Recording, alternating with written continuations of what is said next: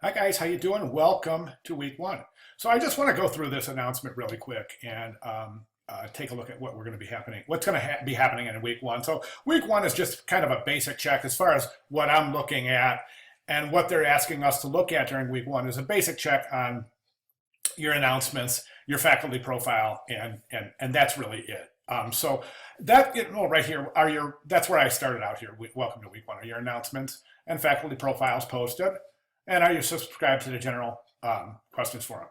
So what's the general questions forum? I have one of my classes open right here, but I'm just going to show you right here. General questions, if you go to your discussion board, and I'm going to open this, but I don't want to show any names. So you all know what your discussion boards look like, right? So I'm going to just go to the general questions. And then right up there, you just hit that subscribe. And that's going to have every time a student posts the general questions, it'll shoot right to your email. So can't miss it, right? I check those every day, but I subscribe anyway. So I guess that would be considered a best practice. Okay, so let's go. It's important to get to know your students during week one. Just make sure that you respond to everybody in their introduction. It's really, really super important because remember your first online class, those of you who took online classes, it's frightening. I mean, it's downright frightening for the first few days, especially for brand new students. So be sure you're warm to them. And then here's this funny picture I included, and this is, could you imagine this on your first day of class?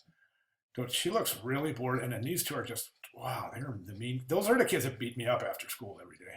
These two right here.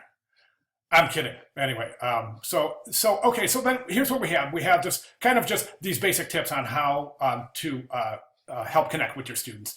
And these are pretty basic. Oh, this is outreach right here. So in your outreach, make sure that you copy me, just so it's a matter of record. That's all, just so it's on record, and that's best practice. And yes, those of you who are teaching typography, this is indeed incorrect typography. That punctuation is not hanging. I didn't do it, honestly. It formatted itself like that. So yeah, bad typography. All right. So anyway, then we have after week one, same thing with the student outreach. Oh, I want to show you this great shortcut to check on your students' activity is to pop open your control panel in your classroom. And I'm going to go back to my classroom. This is where I wanted to hide that. But if you go to your control panel, which is right here, and then you go to evaluation and you click performance dashboard right there, and I'm going to slide that out of the way, get those names out of there, protect some privacy. And I want to show you right here, it says days since last course access, and that shows you how long it's been since your students have been in class. So as you can see, there's a student here. It was 10 days. So you can imagine the outreach that was directed towards that student. So 2 days after 2 days, I start sending out emails because I think that 3 days straight gone from an online class, I think it's excessive. I think it's detrimental. I really do. I think it's not a good learning environment for students to stay away from the class that long. Okay, our driving force is this, guys. It's our instructional practices rubric. If you pop that open, you'll broken link, I'll fix that. But that's our instructional practices rubric, and that stresses our personal presence, our intellectual presence, and our instructional presence.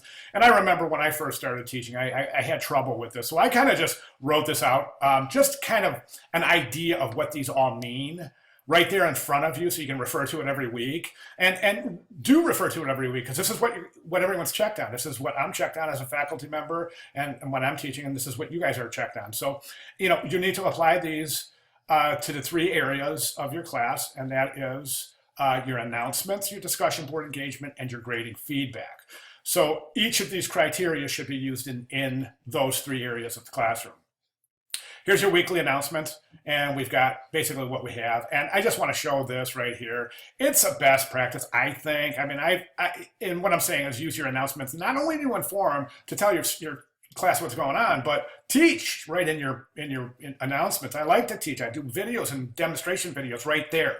And as you've gathered right now, by about now, I'm pretty big on video. If you guys are interested, students love videos. If you need some tips on how to create, I should say how to efficiently and quickly create videos, let me know and I'll be glad to share some of my tips with you. Anyway, so that's what I have for week one, and I'm right here, guys. If you need if you have questions, comments, concerns, anything at all, please let me know. All right, thanks very much. I'll see you guys this week.